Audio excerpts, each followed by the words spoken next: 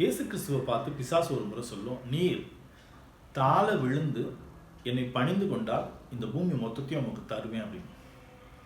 அது சொல்லிட்டு அவர்கிட்ட சொல்லுவோம், இந்த பூமி என் கைகளில் கொடுக்கப்பட்டிருக்கிறது அப்படின்னு சொல்லுவோம்.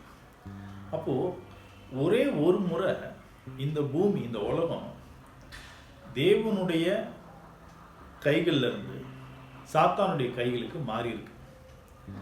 அதனால இந்த உலகம் எப்படி ஆயிடுச்சுன்னு கேட்டிங்கன்னா, பஞ்சம், பட்டினி, வியாதி, மரணம், யுத்தம், ஒரு மனுஷனை இன்னொரு மனுஷன் காரணமே இல்லாமல் வெறுக்கக்கூடிய சூழ்நிலை எல்லா இடத்துலையும் பரவி இருக்கு.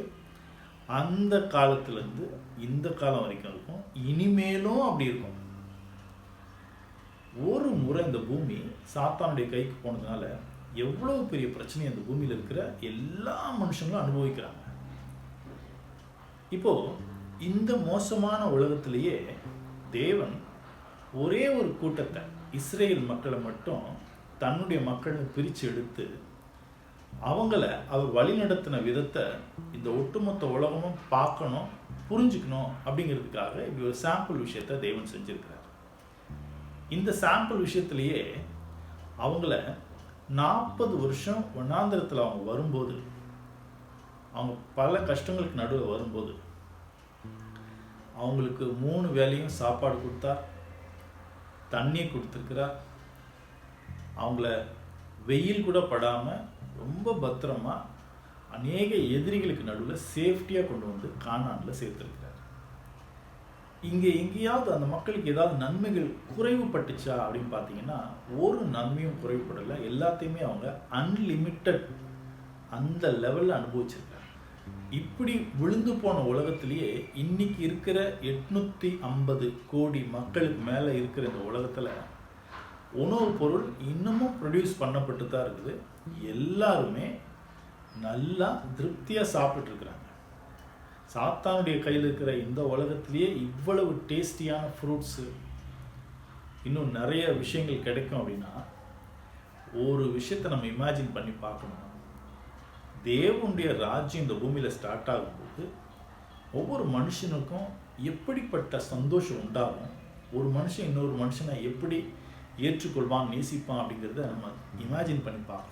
தேவன் இதுவரைக்கும் இந்த பூமியில் செஞ்சிருக்கிற எல்லா விஷயங்களும் அற்புதம். பிகாஸ் விழுந்து போன உலகத்தில் தேவன் தன்னுடைய கிரியையை அங்கங்கே செய்யும்போது அது அற்புதம் தான் அழைக்க முடியும். தேவனுடைய ஆளுகைக்கு கீழே இந்த உலகம் வந்துருச்சு அப்படின்னா அதில் தேவன் ஏதாவது அற்புதம் செய்யணுமான்னு கேட்டிங்கன்னா அதில் அற்புதம் செய்ய வேண்டிய அவசியமே இல்லை. பிகாஸ் அங்கே சாத்தானுடைய ஆளுகையோ அங்கே இல்லாததுனால எல்லா மனுஷனும் ஒருத்தர் ஆதரிக்கிறதுனாலையும் நேசிக்கிறதுனாலையும் அங்கே எந்த பிரச்சனையும் உண்டாகாது. தனக்குன்னு எடுத்து வச்சுக்கக்கூடிய குணம் எந்த மனுஷனுக்குள்ளேயும் இல்லாததுனால தான், இல்லாமல் இருக்க போகிறதுனால அந்த உலகமே சந்தோஷமாக இருக்கும். ஓகே, இந்த உலகத்தில் இப்போ இருக்கக்கூடிய பிரச்சனைகள், ஏன் இந்த பிரச்சனைகள் இவ்வளோ பெருசாக உருவாயிருக்கு? காரணம் என்ன அப்படின்னு கேட்டிங்கன்னா, இப்போ உலகத்தில் இருக்கக்கூடிய எல்லா பணக்காரங்கக்கிட்டையும் எல்லா வங்கிகள்லையும் முடக்கி வைக்கப்பட்டிருக்கிற பணத்தை வெளியில் எடுத்து எல்லா மக்களுடைய தேவைகளையும் சரி செய்யணும்னு அப்படி முயற்சி எடுத்தாலே ஆல்மோஸ்ட் எல்லாருக்குமே எல்லாமே கிடைக்கும். ஆனால் ஏன் அதை செய்ய முடியல அப்படின்னா, பணம் எல்லார்கிட்டையும் வராமல் ஒரு சிலர்கிட்ட மட்டும் போய் அது பதுங்குது. நிலம் எல்லாருக்கும் பொதுவானதாக இருக்கணும்னு தேவன் உண்டாக்குனார். ஆனால் ஒரு சிலருடைய அதிகாரத்துக்கு கீழே நிலங்கள் போயிடுது. அதிகாரம், பதவி, இப்படி எல்லாம் ஒரே இடத்துல போய் தேங்கி நிற்கிறதுனால தான் மற்ற மனுஷங்க சந்தோஷமான ஒரு வாழ்க்கை அனுபவிக்க முடியாமல் நெருக்கப்படுறாங்க.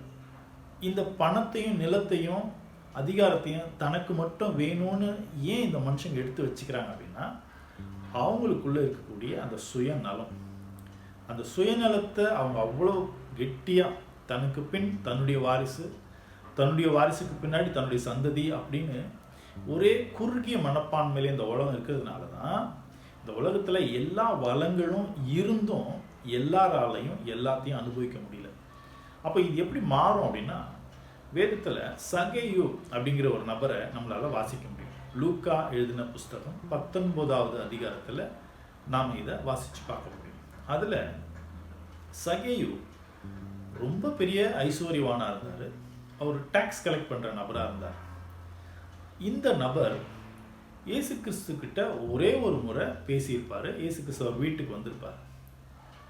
அந்த ஒரு மீட்டிங் நடந்து முடிஞ்சதுக்கப்புறம் சகேயு ஒரு வார்த்தை சொல்லுவார் இயேசு கிறிஸ்து கிட்ட, என்னுடைய ஆஸ்தியில் நான் பாதியை ஏழைகளுக்கு கொடுத்துட்றேன்.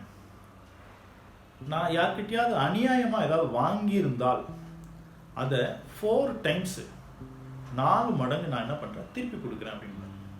இப்போ இதை அப்படியே உலகத்தில் இருக்கிற மக்களுக்கு கம்பேர் பண்ணி பார்க்கணுமே.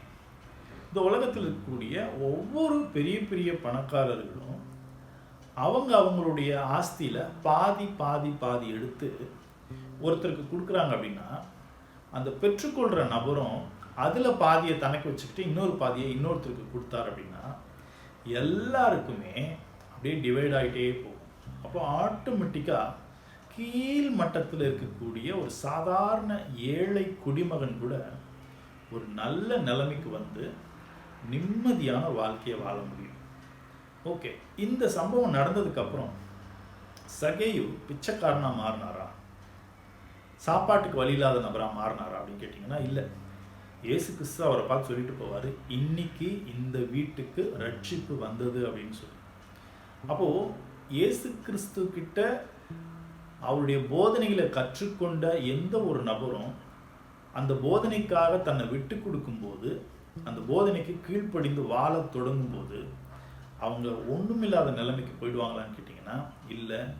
அவங்க தான் ஆசீர்வாதத்தை இந்த பூமியில் விதைக்கிற முதல் நபராக இருப்பாங்க. இயேசு கிறிஸ்துனுடைய 1000 வருட அரசாட்சி இந்த பூமியில் வரும்போது எப்படி இந்த பூமி படிப்படியாக மாறுமோ, அதனுடைய முதல் படி எங்கே தொடங்கியிருக்குது அப்படின்னு பார்த்தீங்கன்னா இந்த சகேயு கிட்ட தான். இந்த சகேயு பார்க்குறதுக்கு குள்ளமானவராக, ஒரு அவலட்சணமான நபராக இந்த உலகத்தின் பார்வையில் தெரிஞ்சிருக்கலாம்.